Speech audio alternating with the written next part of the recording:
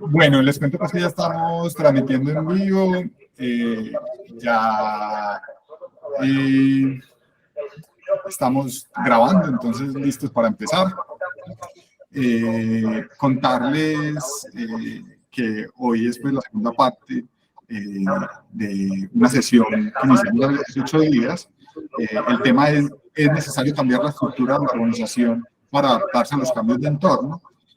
Para los que nos vieron la vez pasada, incluimos una nueva categoría dentro de las votaciones y es continuar con el tema de la sesión pasada. Fue una recomendación que nos hicieron ustedes mismos y pensamos que es súper coherente. Es algo que nos han pedido mucho, como que poder ahondar más en ciertos temas, entonces chévere. Entonces hoy es la segunda sesión de este tema. Es necesario cambiar la estructura de la organización para adaptarse a los cambios, de entorno. Bueno, algunos acuerdos antes de iniciar. Somos un espacio sin guiones. Las ideas fluyen de manera natural y espontánea. Un segundo, por favor. Se me parqueó acá el frente. Nótense que donde Roberto están vendiendo 4 aguacates por 5.000 y si no le gustan no se los pagan. Vamos a comprarle. Bueno, respeto de enfoque, valoramos todas las opiniones, siempre que se mantengan en el tema de discusión. Participación libre, habla cuando quieras, solo levanta la mano y espera tu turno. Transparencia, esa regla solo la puede romper Lucho. Transparencia, grabamos y compartimos nuestros encuentros sin ediciones para mantener la esencia de la discusión. Los oyentes también son bienvenidos, si solo prefieren escuchar y aprender, también son bienvenidos y bienvenidas. En lo posible, prender la cámara, esto pues humaniza y hace más fácil la comunicación. Siempre invitamos a compartir ejemplos reales, como tratamos de aterrizar estas conversaciones, mantenerlas en la tierra, o sea que si podemos traer ejemplos reales, perfecto. También otra de las recomendaciones que nos han hecho es poder consultar estos encuentros. Entonces recordarles que siempre quedan en nuestro canal de YouTube. Les voy a compartir el vínculo y también sale un artículo relativo a cada una de estas sesiones en nuestro blog. Entonces, para que lo puedan consultar, también les voy a compartir el link. Otra de las recomendaciones que nos hicieron es que quede como un archivo de lo que conversamos en el chat para que podamos consultar los links o lo que nos pidan. Vamos a seguir incluyendo esos vínculos o más bien esas apartes importantes de la conversación en el blog, en el artículo relativo. Entonces, no sé, creo que ya la semana pasada acotamos qué era lo que íbamos a tratar en esta conversación, quedamos con algunos puntos, no sé si otra vez volvemos a acotar eso para saber por qué es lo importante de esta segunda parte y en qué nos vamos a enfocar en esta segunda parte. ¿Alguien quiere empezar contándonos qué esperaría que conversáramos en esta segunda sesión o por qué pensaron que es importante que tengamos una segunda sesión de esto?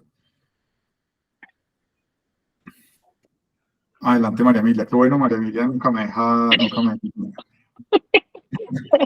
Ay, Dios. Bueno, nosotros hablamos un poquito como un enfoque histórico en torno a la gestión del cambio y el concepto de estructura. Y, o sea, hace 8 días la sesión fue tremendamente conceptual.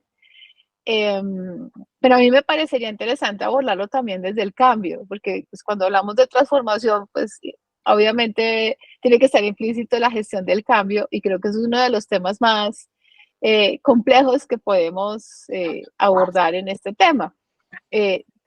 Yo tuve la oportunidad esta semana a través de un programa de Cámara de Comercio en Gestión Humana que estoy apoyando como consultora. Y curiosamente, había 2 empresas de desarrollo de software que asistieron al evento, a quienes pude pues, dirigirme en todo este tema de transformación cultural y demás. Y qué cosa tan curiosa, pero por ejemplo la líder, la CEO de una de las firmas decía, a mí me cuesta mucho trabajo el cambio. Y imagínate yo hablándoles a ellos de liderazgo ágil y de management 3.0 y todo este rollo. Y la señora al final del evento, pues súper angustiada, decía, no, a mí me cuesta trabajo el cambio, no, yo sé que es necesario, pero aún así es difícil. Imagínense ustedes que el diseño de la organización en gran medida viene de la mano de los líderes y el mindset de los líderes y de la estructura de valores de los líderes. y el ambiente y la cultura está definida por el líder, como lo hemos dicho en otras ocasiones. Y si al líder le cuesta trabajo el cambio, ¿cómo poder convertir a estas organizaciones de una manera más adaptativa a los escenarios complejos y convulsos que estamos viviendo? Entonces creo que hay un reto y es como el huevo y la gallina, que es primero cambiar al líder o cambiar la organización primero y luego que cambie el líder ahí pues a la mala. Eso me parecería interesante hablar un poquito también del esquema de liderazgo, porque si el líder no cambia, muchachos, si el C-level no cambia y no se transforma, pues va a ser como muy difícil que se logre esa transformación. Gracias. Pero trayéndolo, digamos, al tema del que estamos conversando, es necesario cambiar la estructura de la organización para adaptarse a los cambios de entorno.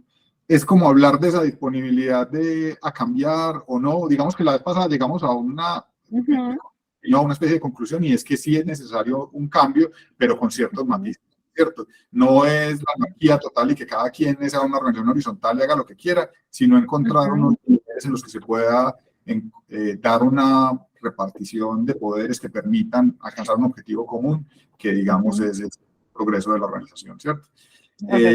¿Cómo haces esa pregunta que plantea sobre la gestión del cambio al tema particular?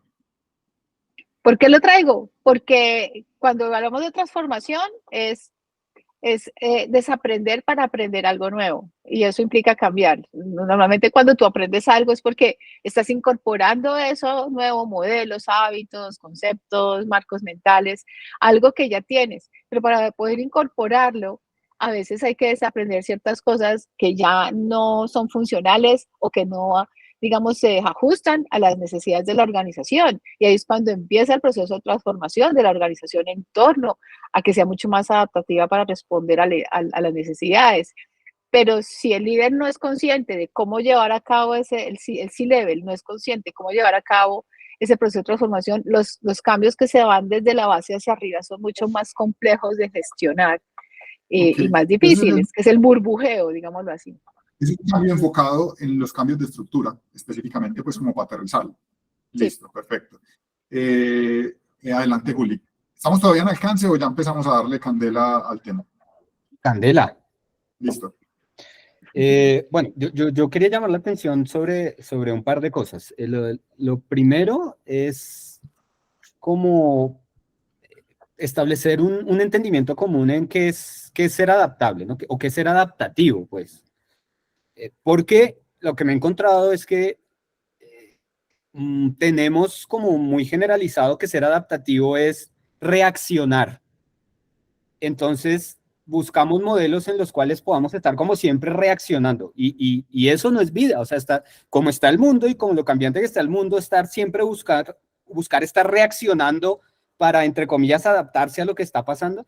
Eso eso para nadie es vida. O sea, ser adaptativo es desde lo proactivo también, desde diseñar futuros también, de cierta manera, ¿no? De meterle ahí otras cosas, no solo desde la reacción, porque eso es una locura. Entonces, y eso hay, o sea, y el líder, algo que yo me he encontrado es que, líder, o bueno, los que dirigen organizaciones, no sé si sean líderes todos, los que dirigen organizaciones, tienen también muy marcada esa creencia que a ser adaptativo, ser adaptable es como montarse en algo que siempre reacciona, ¿no? Y eso hay que empezar a moldearlo de otra forma. Eso, digamos que por un lado. El otro tema al que quiero también llamar la atención es la pregunta, habla sobre cambiar la estructura. Y es otra de las cosas que tenemos muy, muy quemadas y muy marcadas, y los que hemos trabajado en consultoría de cambio y en diseño de nuevas cosas, en gestión de cambio, en fin, en muchos aspectos nos hemos quedado como amarrados a que el cambio es por el lado de la estructura. Quiero llamar un poquito la atención a algo que nos puso por ahí Jorge Abad estos días en el chat sobre un tema de la guía de Scrum, que cómo nos fijamos cosas que por ningún lado están y se nos quedan marcadas y las repetimos, y en fin. Y entonces pensamos que cambio es solo darle por el tema de estructura. De pronto no, de pronto para cambiar no hay que cambiar la estructura. Bueno, de pronto no, de por sí no. Yo lo he vivido, hemos cambiado algunas interacciones sin necesidad de cambiar estructura, y eso moviliza algunas cosas, ¿no? Lo he vivido yo también en terrenos de experiencia. Entonces, bueno, como llamar la atención sobre esos dos puntos, quería eso aportar. Perfecto, Juli, muchas gracias. Adelante, Alejandro. Bueno, buenos días a todos. ¿Todavía es buenos días? Sí, todavía es buenos días. Dos cosas frente a lo que estábamos trabajando o conversando la sesión pasada. La primera, y ya pues como estamos entrando más en materia, creería que es pertinente traer a colación la diferencia entre cambiar y adaptación. Es decir, de pronto más que cambiar la estructura o inclusive la infraestructura, lo que habría que hacer es adaptarla. Es pensar un poco en que en vez de, no sé, pensemos una analogía, en vez de sacarle el agua al vaso o echarle otra agua, es que a cambiar, digamos, o adaptar esa agua para otro vaso, por decirlo de alguna manera. Y en ese mismo marco, esa adaptación, ya entrando como de una manera pragmática a ese abordaje, si no se trata de cambiar, sino más bien a adaptarse a una nueva situación, pues sí es muy pertinente lo que hablábamos la vez pasada en relación con conocer las características o las predominancias culturales de cada persona en relación con el equipo, por un lado, y en relación con el proyecto. Entonces, si un mismo equipo puede haber funcionado muy bien para un proyecto, pero de pronto para un nuevo proyecto por las características no. Entonces, uno mira dentro de la organización quiénes tienen las fortalezas para ese ejercicio y pues básicamente trabaja con ellos. O cambia los roles, pero en función, digamos, de la necesidad del proyecto. Entonces, ahí es un poco no quedarse con una cultura fija, sino pensar en que es dinámica y en ese marco, pues yo puedo aprovechar las fortalezas que unos tienen dependiendo del proyecto y los objetivos y adaptarme a los nuevos proyectos y no estaría cambiando probablemente la estructura, sino adaptándola a las nuevas necesidades. Pero para ello, claramente hay que conocerlas, o conocer las predominancias multiculturales que pueden tener los agentes que participan o los equipos como agregado. Entonces eso era lo que quería como traer a colación para que sea de una manera más pragmática el análisis. Gracias. Gracias, Alejandro. Adelante, Lucho. Lucho soy yo. Sí, sí, sí. Nuestro Lucho. Sí, miren, recuerdan que yo insistía la semana pasada que estos procesos de cambio son iniciativas de las que las empresas, en las que muchas empresas han fracasado. Por ahí a veces uno encuentra números que dicen que el 70% de todas estas iniciativas de cambio fracasan. Yo creo que por acá en este lado del planeta el número es mayor. Incluso hablábamos de que esto tarda tiempo, incluso yo soy de los que digo que puede tardar décadas y estamos totalmente de acuerdo. Pero hay algo en lo que tenemos que fijarnos. Uno, yo creo que estamos de acuerdo en que sí es necesario el cambio, ¿cierto? En las estructuras organizativas para adaptarse a los nuevos entornos, ni más faltaba. Pero entonces, miren, pasan cosas como que la gente no quiere, los líderes de los que hablaba María Emilia, por ejemplo, no quieren. Oye, sí, y vamos a poner un ejemplo, ¿cierto? Un ejemplo bastante nuclear. Sí, un piloto de cambio, un equipo de Scrum, y a las cosas hay que hacerlas como se nombran. Es que en los equipos de Scrum los desarrolladores no tienen más roles, solo se llaman desarrolladores. Y uno ve empresas ya hoy, a 3 de noviembre de 2023, empresas después de 8 años y de 9 años trabajando en Scrum y todavía están hablando de testers y UX y tienen una cantidad de roles. Y yo dije, ¿dónde dice que hay que tener roles? ¿Cierto? Todos se llaman desarrolladores. Antes se llamaba el Scrum Team, hoy se llaman developers, ¿sí? Pero no hay más roles. Y hay empresas de ese calibre en Colombia, no me voy a ir en Colombia, de hace 8 años y siguen teniendo una cantidad de roles. Y voy a decir algo más cercano, ¿cierto? Mucho más cercano. este año hemos asistido, nos han invitado, hay que decirlo, nos han invitado algunas empresas a asistir a Open Spaces, ¿cierto? Muchos de los que estamos aquí sabemos de qué se trata un Open Space y ninguno ha sido un Open Space. Todos han sido con agendas programadas.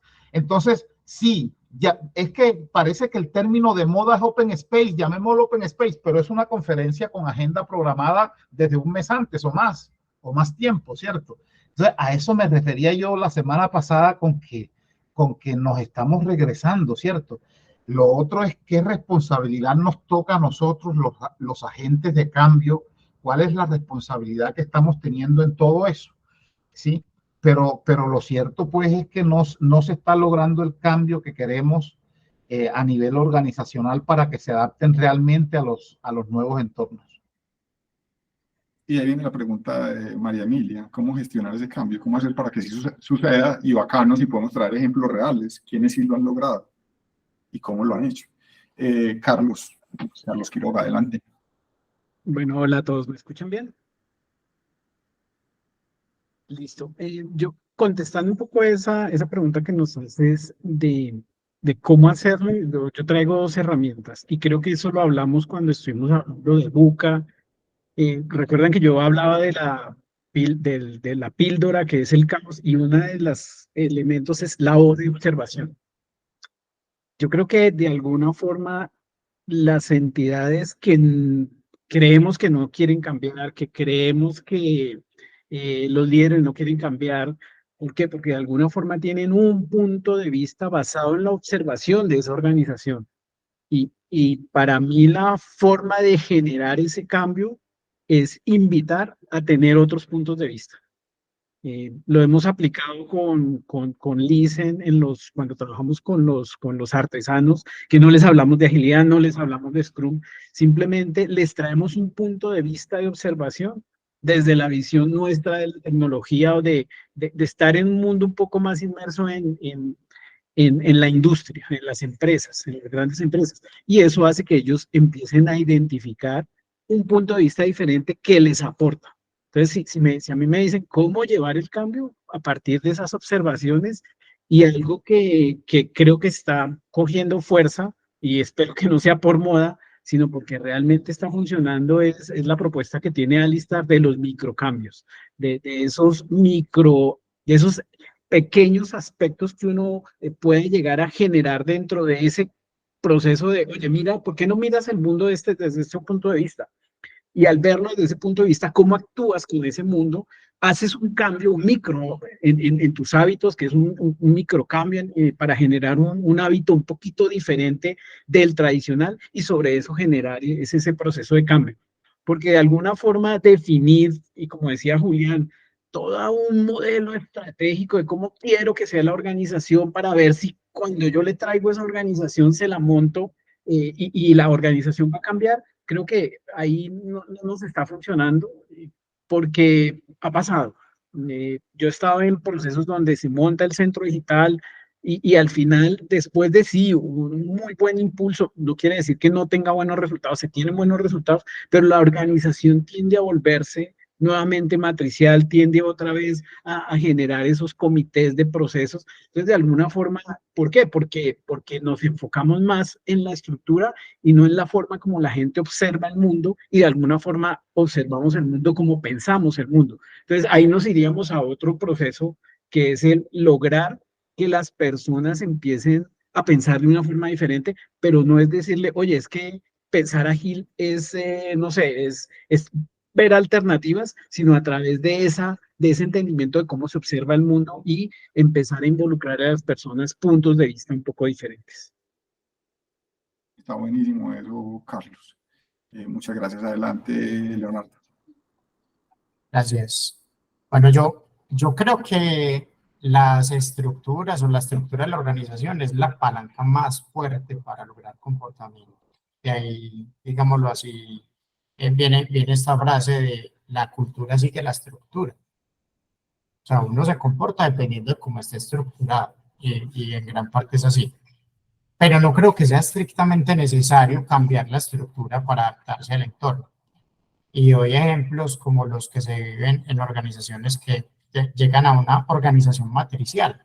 Pues, siguen siendo funcionales, tienen una estructura funcional, es decir, divididos por funciones o especialidades, y para hacer proyectos cogen gente de unas u otras funciones y los juntan durante un tiempo para un proyecto.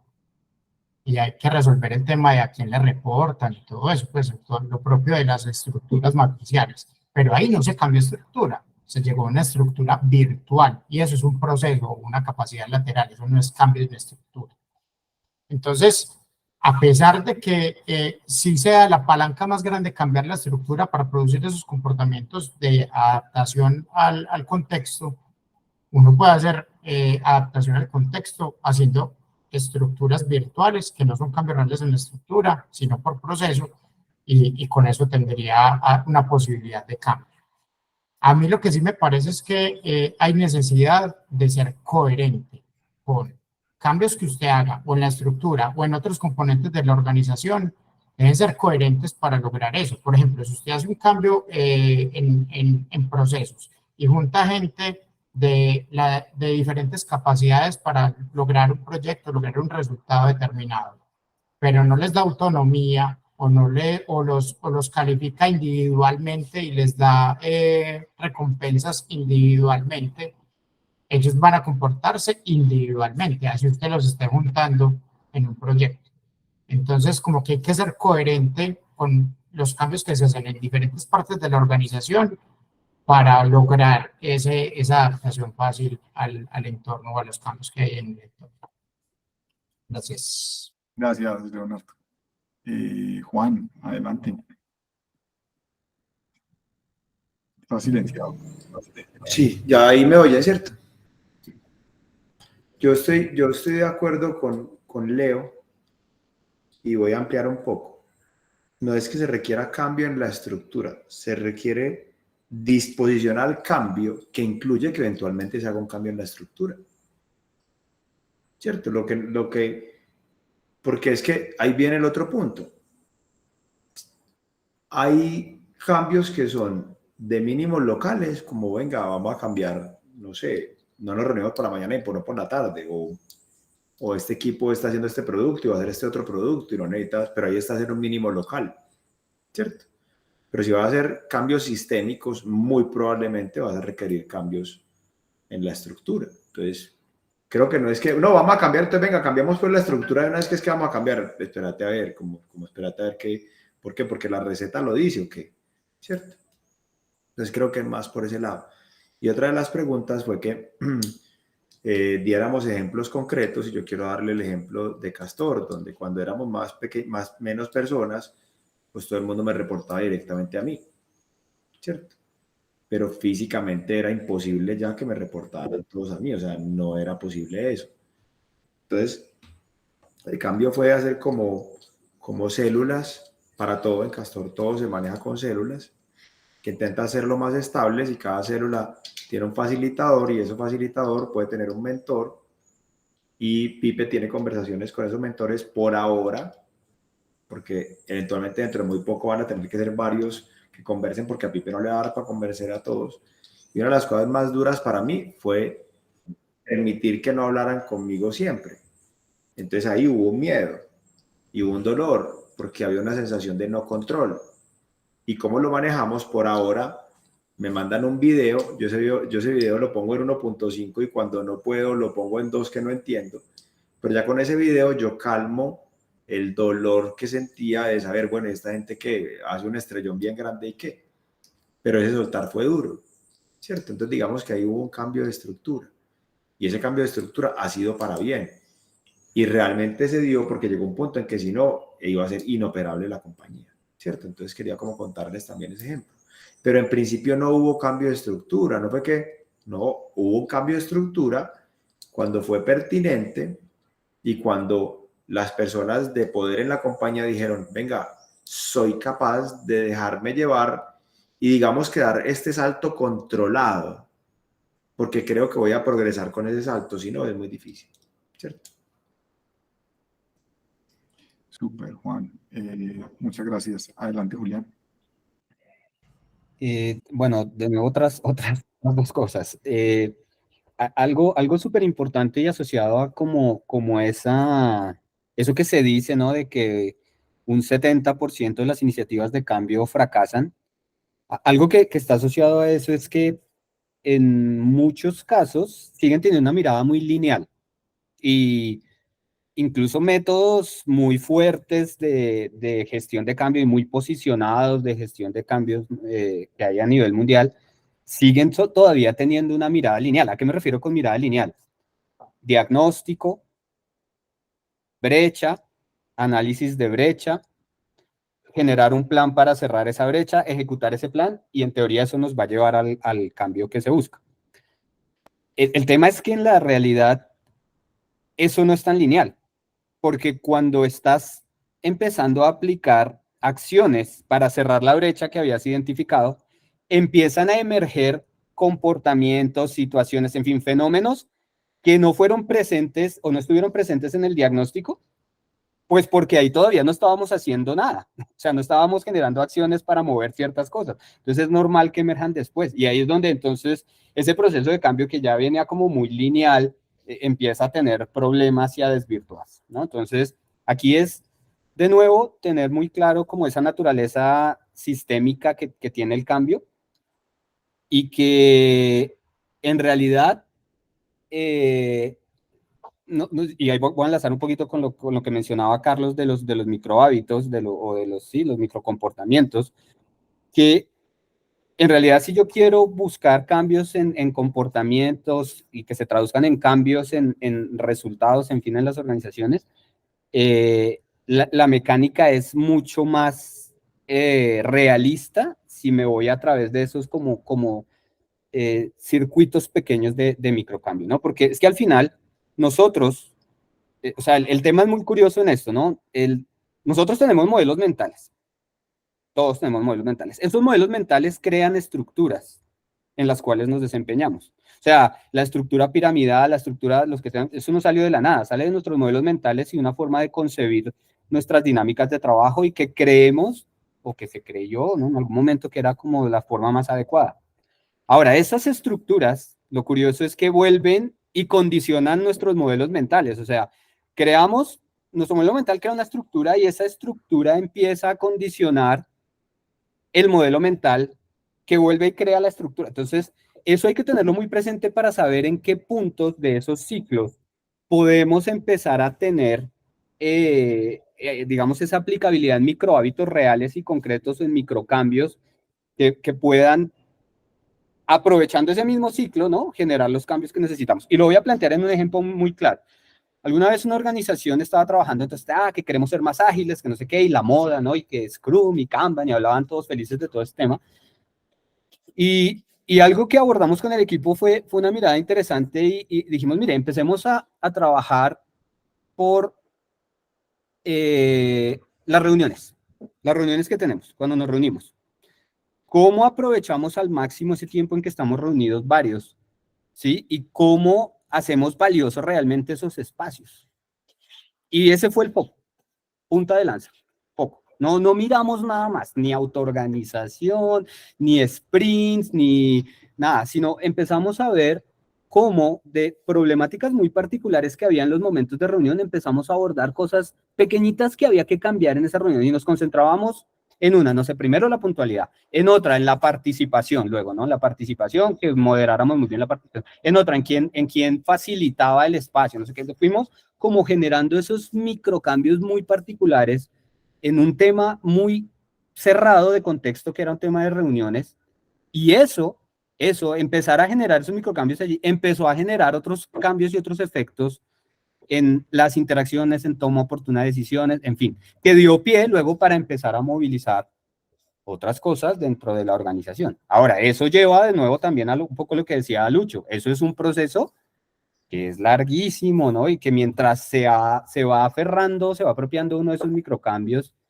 pues es tiempo para que eso dé pie y posibilidad de ir generando otras cosas. Gracias, Juli. Voy a hacer un par de comentarios por acá. Daniel Cortés nos pregunta en el chat cómo aplicar toda esta conceptualización a una MIPYME. que es corta de recursos, corta de conocimiento y más aún corta de personal. También invitarles a que cualquiera puede hablar. Digamos que hay un grupo de personas que habla muy activamente siempre, pero todos estamos súper bienvenidos a conversar. Incluso si no es para dar su opinión, sino para hacer una pregunta, puede hacerlo en vivo y en directo. La idea es que participemos. Lo otro, invitarles a que nos compartan temas que quieren que hablemos en futuras sesiones de Castor Sin Filtro. Los pondremos a votación en la próxima sesión. Adelante, Pipe.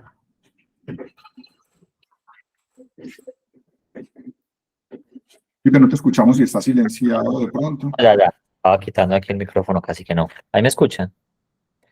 Sí, te escuchamos. Listo. Bueno, pues creo que hemos hablado como de estructura de adaptación, pero yo creo que de cierta forma el problema no es tanto si es una estructura X o Y, sino qué tanta capacidad tenga esa estructura de moldearse según el contexto, ¿sí? De que pues, precisamente se adapte a lo que estamos hablando. Yo lo veo con una analogía en los deportes. Entiéndalo con fútbol, hockey, con casi todos los deportes de equipo sucede eso. Que cuando un equipo está perdiendo y estando en los últimos minutos, todo el mundo va a atacar.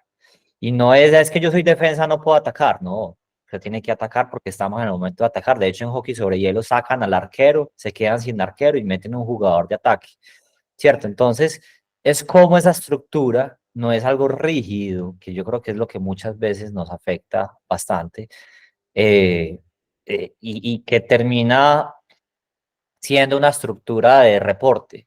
Es que hay que reportarle a estas personas esto. Y esas personas terminan siendo unas personas de reporte que no aportan mucho a la situación. O sea, si en esa situación necesitamos atacar, no hay tiempo de reportarle a nadie, hay que atacar. ¿Sí me hago entender? Ese es como el punto. Buenísimo, Pipe, muchas gracias. Me recuerda una frase del Vietcong en Vietnam, obviamente, que decían los guerrilleros como estructura, derrota, infraestructura. Muy bacano y como que muy pertinente pues para esta cosa entre startups y empresas muy consolidadas que van muriendo porque no se adaptan rápidamente, ¿cierto? Carlos, adelante. Carlos Quiroga.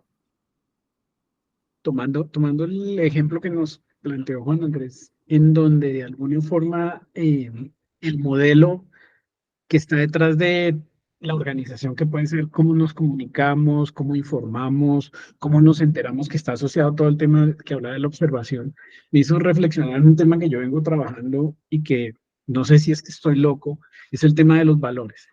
Porque de alguna forma, en la medida que los valores que conforman la organización sean lo más estables, porque no podemos estar cambiando los valores de cara a como el mundo cambia. Creo que eso es muy importante. Me hacía reflexionar en dónde estaba ese modelo de confianza o ese modelo de entendimiento que Juan tenía de su organización. Claro, cuando empieza a crecer la organización, los puntos de vista y nuevamente la observación empieza a cambiar. Y ahí, ¿qué tanto tuvo Juan de identificar cómo era su modelo? Y me hizo pensar en confianza, tal vez no es, esto es una especulación de cómo Carlos observó la idea que tenía, y es qué tanto confío yo en mi equipo para saber si van bien o no van bien. Entonces, de alguna forma, el valor de la confianza empieza a ser matizado de cara como la organización, pero sigue basándose en la confianza. Entonces, y ahorita la pregunta que hacían de ¿cómo hago yo en una pyme? Mi recomendación es, uno, arranque con lo que hay, ¿sí? O sea, entienda, observe esa organización, qué es lo que hay, e identifique cuáles son los valores que tienen a esa organización funcionando.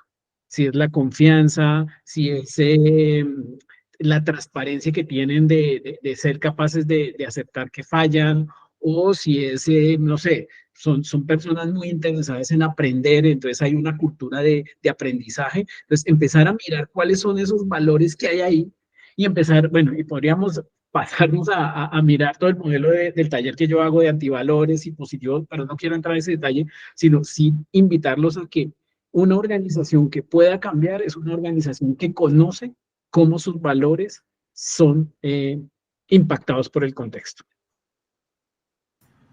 Muchas gracias, Carlos.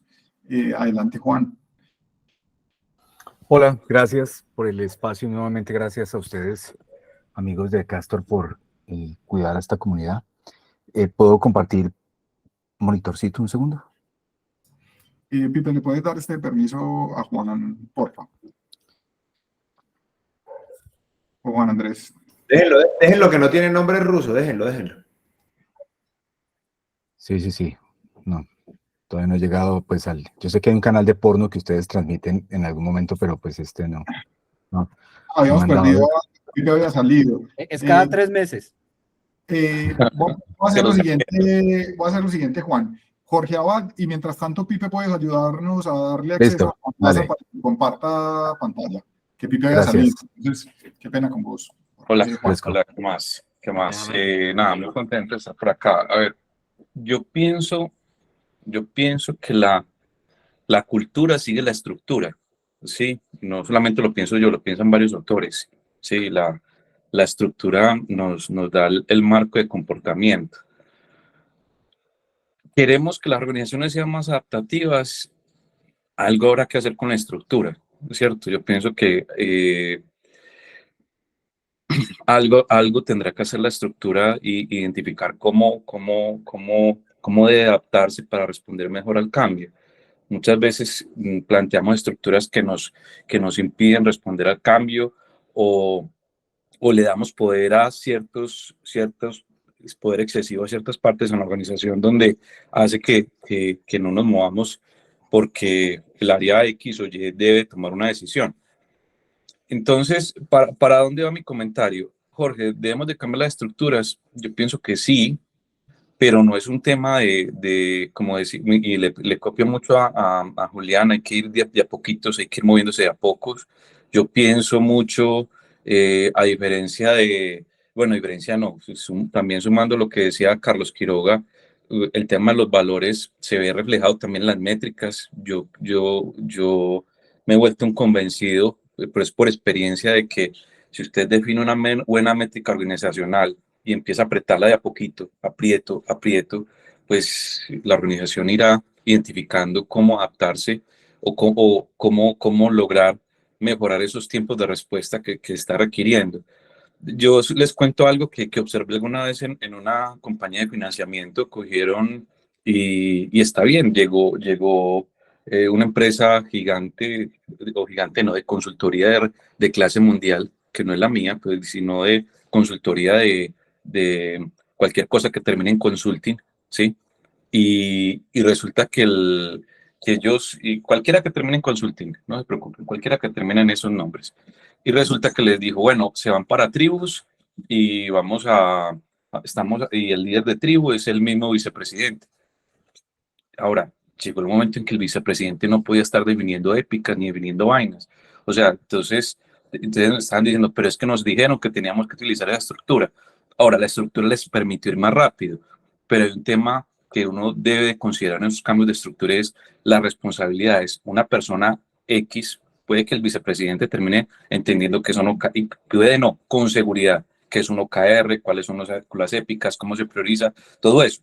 Pero son demasiadas, ahí me voy y aquí voy a hacer un tema con que difiero con Juan Andrés. Juan Andrés le encanta decir carga cognitiva, a mí me gusta decir el whip.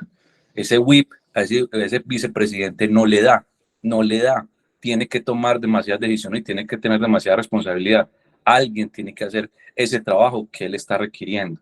Entonces, yo pienso que hay que identificar qué responsabilidades, cuánto es el whip que puede manejar una persona, la carga cognitiva, pues en términos de Juan Andrés y Tintopologies, que realmente parece que es lo mismo, pero el punto clave es, sí, Jorge, hay que cambiar estructuras. Pienso que sí se deben de intervenir poco a poco, pero tampoco podemos caer en que es que esto hay que aplanarlo, es que si esto no está plano, esta organización nunca va a ser ágil. Discúlpenme, pero ese cuento de los agilistas, que yo también me sumo ahí, cuando los veo diciendo eso, parce, usted va a llegar a una organización que lleva 20 años a decir, aplánense que esto se acabó. No, pues, o sea eso es mucha ingenuidad. O sea, es mucha ingenuidad que uno ve en colegas de uno al hacer ese tipo de afirmaciones, y son afirmaciones irresponsables, porque definitivamente esa estructura hizo que esa organización hoy tenga éxito, usted lo esté contratando. Microcambios, me voy con la idea de microcambio, y y le sumo y tema de valores y le sumo el tema de la métrica. La métrica ayuda a que la organización vaya identificando hacia dónde moverse. Vale. Buenísimo, Jorge, muchas gracias. Juan, ahora sí puedes compartir pantalla, adelante. Juan Daza. Y ¿Me tenemos... cuentan si están viendo la pantalla? Sí. Listo. Bien, esta es una gráfica que estoy adelantando como parte de un ejercicio ahí en el que he estado muy concentrado alrededor de 3 conceptos que creo que ayudan a que podamos como darle un paso a estas ideas de una agilidad que está metida en temas de regeneración o no. El gráfico está basado como en varios autores. Un poco lo que he hecho es como ponerlo en infografía. Lo que me he dado cuenta está alrededor de unos conceptos que son difíciles a la hora de pensar un diseño organizacional. Por un lado, el diseño se hace porque quiero tener más control o menos control. O sea, yo diseño lo que más quiero controlar o menos quiero controlar. Y el diseño también representa dónde está el poder. Quién tiene más poder y quién tiene menos poder. Yo puedo controlar las cosas de una manera, digamos, como muy amigable con las tribus, con las células. En últimas es un diseño de control, donde un poco la idea o el ideal es que yo estoy tratando de desarrollar autonomía. Entonces, la autonomía es la flecha amarilla que va creciendo entre más poder, entre menos poder a más poder, que en inglés a la autonomía se le llama agency o agenciamiento. El agenciamiento es el deseo propio e individual que tiene una persona de hacerse cargo de algo, de sí mismo, de su entorno, de un equipo, de su barrio. No todo el mundo quiere ser el presidente de una junta en un edificio donde se agarran en los primeros 3 meses del año. Nadie quiere coger ese cargo de presidente de copropietarios. El que lo coge es porque tiene sentido de agencia, agency. Entonces, fíjense que el extremo de desobediencia es lo que se conoce como una revolución. Y la persona ultra obediente o lo que está en absoluta concordancia con la obediencia se conoce como estricta obediencia. Y a medida que yo voy evolucionando y voy soltando poder, algunos elementos que me van a ser incómodos en el control aparecen. Cuestionamientos, desacuerdo abierto, resistencia activa, desobediencia civil, confrontación directa, rebelión y revolución. Esos 10 elementos del avance entre la obediencia y la desobediencia se han estudiado a nivel sociológico porque creemos que cuando están algunos elementos, lo que hace el sistema es protegerse para que no pasen ciertas cosas. Entonces, por ejemplo, ciertas prácticas culturales donde yo estoy tratando de que se repita exactamente una forma de vestirse, por ejemplo. Cuando me lo quito, estoy teniendo un desacuerdo abierto. Me quité esta tela que me obligan a poner, me la quité. Entonces, como el sistema sabe que va a perder control y de la mano puede que pierda poder porque está alimentando un sistema que después de eso puede llegar a otros niveles, reacciona generando alguna práctica policiva, alguna práctica de defensa. Entonces, lo que yo estoy tratando de ver es como nos han dicho que el tema tiene que pasar por conciencia y que yo tengo que tener una conciencia para poder hacerme dueño de ciertas cosas, o por lo menos ese es el sesgo que yo identifiqué y que me compartieron cuando hice parte del equipo de Conscious Business o cuando me formé en el tema. Pensaba, es muy difícil negociar a un nivel de conciencia, de yo quiero que esa persona sea consciente o eleve su nivel de conciencia o llegue a un nivel de conciencia donde sea autónomo, donde sea autoorganizado. Entonces empecé a darle el giro hacia esta tensión de poder y control. Entonces, lo que yo siento que está pasando es que las organizaciones saben que para que haya ese fuera de la caja, esa innovación absoluta, implica una revolución, implica una forma de rebelión, porque me estoy saliendo de una estructura, porque estoy rompiendo una estructura. Y salirse de eso, sí o sí va a significar perder control. Lo que es una contradicción es, yo quiero que un equipo sea súper creativo, sea el más disruptor, pero lo haga a la hora que yo quiero y cuando yo quiera. Y eso pues es una tendencia contranatural, porque lo que estoy haciendo es que a medida que aumenta mi autonomía y mi capacidad de reacción a mí mismo para poder sentirme cada vez más dueño de mí, pues va a estar en esta tensión. Esto pues está en su primera versión. Estoy ahí como cacharreando un par de cosas que todavía me hacen un poquito de ruido, pero bueno, siento que ese es como por el lado y quería como aportar desde ese lugar. Y bueno, no puse porno ni nada, pues esto es como pornopolítica, pero pues es otra tendencia. Socioporno. Juan, Antropoporno. Juan, muchísimas gracias por compartirlo. Nos contás si te parece chévere que lo incluyamos dentro del blog. Obviamente te damos el crédito. Claro. Invitarlos a los demás a que si quieren compartir algún contenido, algún link o algo, esto lo vamos a estar incluyendo también en los artículos del blog, pues de cada una de las sesiones de Castor Sin Filtro. Entonces, buenísimo. Muchas gracias, Juan. Tenemos una lista larga de personas y ya son las 12:22. Está Jorge, está Ramiro, María Eugenia, Alejandro y Carlos. Y tenemos 8 minutos. Entonces, o inclusive menos de 8 minutos para que me dejen a mí, por favor, medio minutico al final. Entonces, les pido que sean concisos y también quiero compartirles la encuesta de satisfacción para que por favor nos ayuden diligenciándola, qué les ha parecido este espacio y cómo piensan que podemos mejorar. Ahora sí, adelante Ramiro y bienvenido a este espacio. Si nos puedes compartir tu cámara, sería genial. Está silenciado. Buenas. Hola, Ramiro Paniagua. Buenas, ¿cómo estás? Bien, gracias. Bueno, esta es la primera vez que participo pues, en estas sesiones de Castor que me invitó Carlos Duque, bastante interesante las invitaciones. Bueno, Bienvenido. en el concepto de la charla que se tiene, yo en este momento, por ejemplo, estoy trabajando en una organización que lleva 65 años en el mercado y vengo de antes de trabajar con un centro de innovación, el primer centro de innovación que tuvo Colombia, que se llamaba Ártica.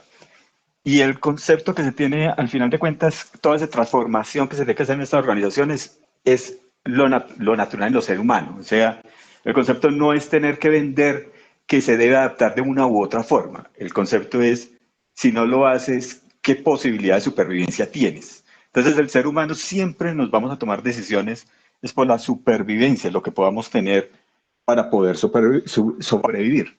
Entonces, concepto que se trabajó tanto en el Centro de Innovación como en esta organización, trabajamos el concepto de, venga, es que si no transformamos esto, la competencia, ¿qué está haciendo? Si no logras hacerlo rápidamente y adaptarte rápidamente a ese mercado, ¿qué vas a hacer? Y allá empezamos a aplicar diferentes metodologías, técnicas, estrategias, para lograr hacer que cambiáramos rápidamente un pedazo de ese mercado. O sea, concepto de eso, tenemos una holding, es una empresa muy grande, con muchos negocios, pero no nos pusimos a cambiar todo el negocio, nos pusimos a cambiar uno de los negocios, mostrar que se podía tener resultados y eso fue escalando y logrando que los demás vieran que ese no era el peligro de quitar su trabajo, el peligro era de no sobrevivir si no se hacía la adaptación. Entonces, esa es como mi aporte. Muchas gracias. Muchísimas gracias, Ramiro. Ahí Lucho nos propuso un nuevo tema para la semana entrante.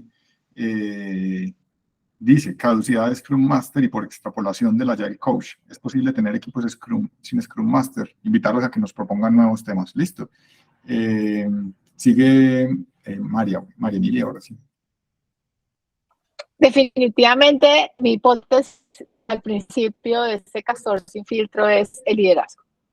Y hemos estado hablando alrededor de la gestión de los líderes, de la posibilidad de que ellos puedan transformar primero a sí mismos, sus mindsets, sus valores, su estructura, sus mapas mentales, para poder ajustarse a los desafíos del entorno y así sobrevivir.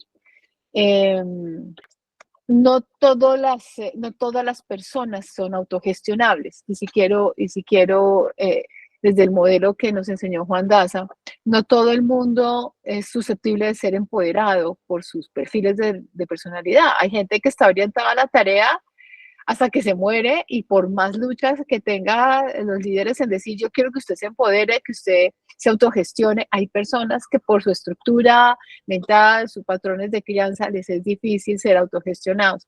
Entonces, creo que el reto de los líderes es analizar y conocer muy bien a sus equipos, pero también conocer muy bien el entorno y saber en qué momento ser humildes, en qué momento poder identificar quiénes pueden agregar valor y dejar y permitir que la persona, que la gente innove, que la gente proponga y bajarse de ese ego y ayudar a los demás a construir conocimiento de manera colectiva. Creo que es una de las grandes contribuciones, tanto en el escenario de la filosofía de Design Thinking, como en el agilismo, es el trabajo colaborativo y la cooperación. Pero para que eso se dé, ese ego tiene que salir por la ventana, es permitir que las demás personas puedan liberar su potencial y obviamente motivarse, pero todo parte desde el líder. Entonces, en el tema de que todas las organizaciones, estoy de acuerdo con Lucho, tienen que ser planas para ser funcionales, no necesariamente. Lo que sí es importante es que quienes lideran tanto los C-level como las áreas tácticas de la organización tengan la posibilidad y la humildad de entender que no tienen la verdad revelada, que no tienen todos los conocimientos y por eso están ocupando un cargo, sino que hay que ayudar a las personas a que quienes tengan potencial puedan contribuir de la mejor manera. Muchas gracias. Muchísimas gracias, María Emilia. Adelante, Alejandro. Bueno, muy cortico. Yo quería agregar que en efecto, cuando nosotros en CMO armamos proyectos de inversión en emprendimiento, una de las variables que manejamos es precisamente la parte cultural. Entonces, cuando se hace la evolución en el aplicativo, el doctor Gaitán a veces usa Icing, a veces Stella, y en algún momento se cambia el modelo o el paradigma cultural desde la perspectiva de la luz. Entonces tenemos como los 5 paradigmas que él, digamos, configuró en el libro particularmente. Y empezamos desde el más complejo, el más autocrático, el más jerárquico, y la idea es ir llegando conforme pasa el tiempo y conforme evoluciona el proyecto, de pronto al TIL. ¿Por qué? Porque, como decía María Emilia, no todo el mundo está en capacidad de la autogestión, pero si desde la perspectiva de lo que va a ser plantear un proyecto de inversión y se visualiza generalmente el horizonte de tiempo que manejamos en las simulaciones de 10 años, que en el año 3 ya pasan a un paradigma distinto y después en el año 8, por ejemplo, llegan a TIL, se dan ciertos cambios y la cultura desde esa perspectiva se puede preconfigurar de manera que se sepa en qué hay que trabajar. Entonces yo creo que pues dentro de lo que hemos observado a nivel de las simulaciones, cuando no cambiamos los paradigmas culturales, no dan tan buenos resultados. Entonces es parte como de la curva de crecimiento, de aprendizaje y de evolución misma que va a redundar en el éxito, en el logro de los objetivos y el propósito. Y si no se toma en cuenta, pues, probablemente no se evolucione y no se logren objetivos. Entonces, en ese marco, como que sí hay ejercicios que piensan de manera, digamos, muy aterrizada lo que pueden significar o los impactos que pueden tener esos cambios culturales. Y eso era lo que quería aportar ya para cerrar. Gracias, Roberto y compañeros. Buenísimo, muchísimas gracias, Alejandro. Adelante, Carlos, les voy a compartir nuevamente la encuesta de satisfacción para que nos ayuden diligenciándola. Y adelante, Carlos. Tenemos poquito tiempo, así que les pido que sean concisos ambos, Carlos y Julián. ¿Listo? A ver si lo logro conciso.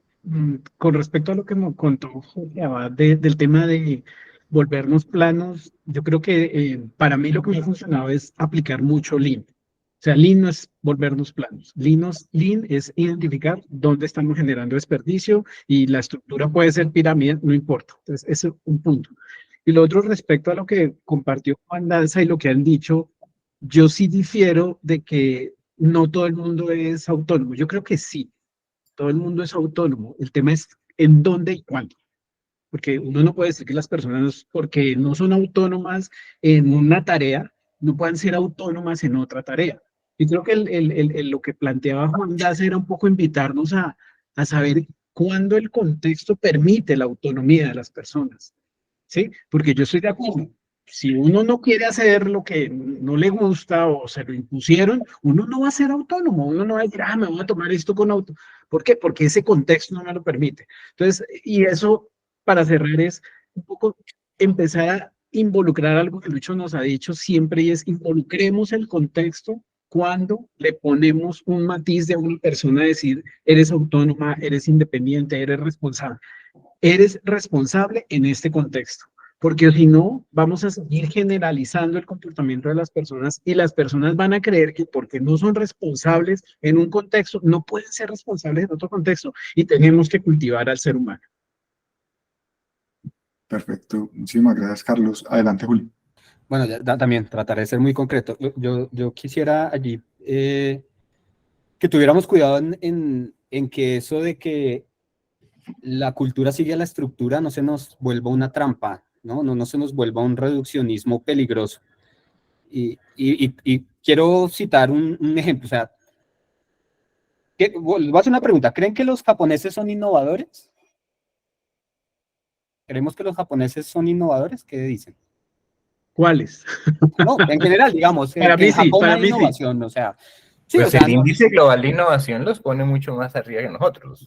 total, Por o sea, ese lado. digamos, exacto. Y bueno, y digamos que allá han venido muchas innovaciones en muchos campos. Ahora, si uno va a ver las estructuras de las organizaciones que hay en Japón, son muy similares a las nuestras. Es más, la cultura japonesa es aún mucho más estricta en el tema de jerarquías, del respeto al mayor, sí, del respeto al que tiene un cargo superior, en fin.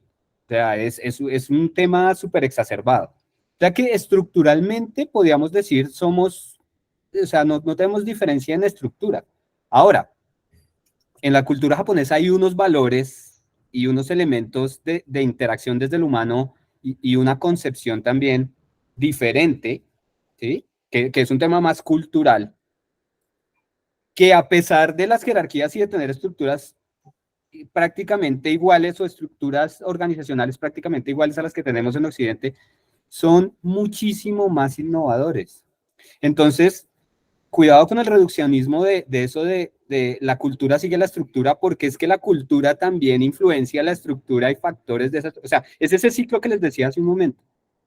Es que tengamos cuidado con ese reduccionismo porque nos puede encerrar otra vez en soluciones o en decisiones que no son las más adecuadas para realmente abordar o jalar los hilos que necesitamos jalar en lo que buscamos promover en las organizaciones.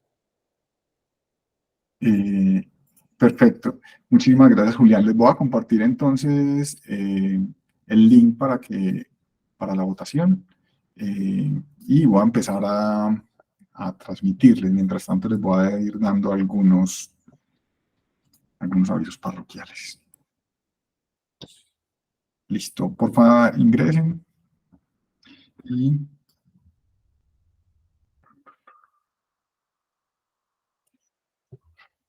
segundo. Aquí me tengo que traer esta pestaña por acá.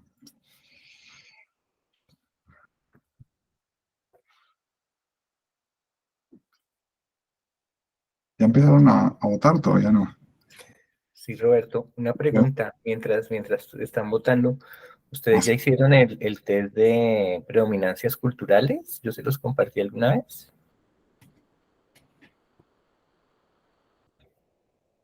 ¿No recuerdas, Roberto? No. No, yo no lo recuerdo. No. No, pero sería espectacular, Alejandro, que nos los compartiera. Sí, claro. Ay, madre, vení, aquí hay un problema. Esta es la votación de la vez pasada. Esto no es. Deme un segundo, por favor. Sí, cuenta. Sí, esa votación está para esta sección. Es que me salió, a mí me salió que ya había respondido a esta pregunta. Entonces hay un problema con el link. Qué pena, Luchito, ya lo voy a... Qué corrupción de las métricas. Hacer, pues... Corrupción en las Eso fue mentiras. Edwin que la dañó porque no, eso fue Edwin que la dañó porque no lo dejamos entrar. Hackeó el webinar. Sí. Listo. Ahí les puse en el chat el link para hacer el test de paradigmas culturales de la dinámica espiral. Listo. Ese es el que dice ese de test. Sí, ese es. Listo. Háganlo en inglés, mejor. Ahí les compartí el nuevo? El vínculo. Espero que esté. No sé qué pasó. Ahora sí me funcionó. Perfecto. Entonces...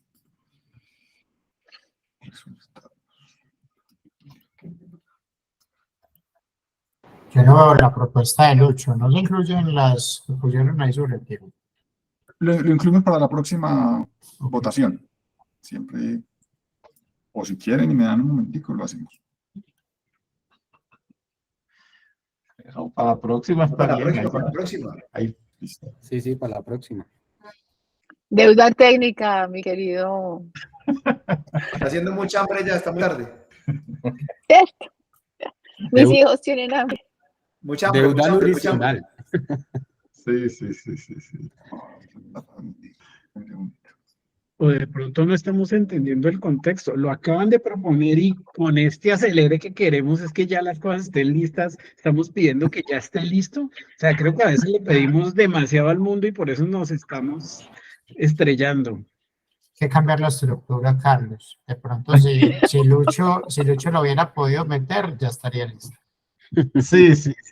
O de crecimiento, o sea, démosle tiempo a que Lucho nos presente el por qué ese tema es importante, no mentiras. Listo. Parece que tenemos ya un tema, es el que había quedado segundo de la sesión pasada, buenísimo. Estaré incluyendo 2 temas nuevos que nos propusieron para la próxima sesión. Entonces, el próximo Castor Sin Filtro, dentro de 8 días, hay vida más allá de la agilidad, innovación, estrategia, cultura. Entonces, ahí seguimos con esa conversación, ¿cierto? Quiero hacer unos avisitos antes, por favor, no nos dejen aún. Queremos invitarlos a que se suscriban a Castor Comunidad para recibir información sobre eventos como este, recibir contenido de calidad y conectarse a una red de personas apasionadas por la agilidad, el desarrollo de productos digitales y la evolución digital. Les voy a compartir el link. Quiero también invitarlos a que conozcan más sobre nosotros en nuestra página, redes y de contenidos gratuitos como nuestro último libro, que hay varios de los autores que participaron en ese libro acá. En nuestro Linktree también les voy a compartir, ahí pueden acceder a varias de estos temas. Y bueno, agradecerles por estar en este espacio. Nos alegra mucho tenerlos por acá y les deseo un feliz fin de semana. Igualmente, Feliz abrazo puente. a todos. Feliz Nos vemos. puente. Alejandro, Chao. si regalas un segundito, me escribís el nombre de la encuesta, por favor, para poderla tener dentro de estos temas. ¿Cómo se llama? Esta es la encuesta del test, es el test de la dinámica espiral. Lo puse en el link, no sé si lo alcances a ver. Ujú. Ahí está dentro del link, puedo verla. Está en el chat, Roberto. Perfecto. No, sí lo vi, pero creí que el nombre no estaba ahí incluido, entonces era como para... La S es de Spiral Dynamics, el test es prueba, o sea, el test de la prueba personal en relación con el paradigma cultural desde la perspectiva de la dinámica espiral. Listo, entonces lo vamos a compartir, ahí está en el chat para que lo respondan, porfa, y lo vamos a compartir en la próxima también. Sería chévere mirar cómo quedamos. Traer todos cómo quedamos y compararlo. Sería chévere. Bueno, interesante. Un abrazo, chao, Hasta gracias, saludos. Hasta luego, chao. Que estén muy bien. Gracias.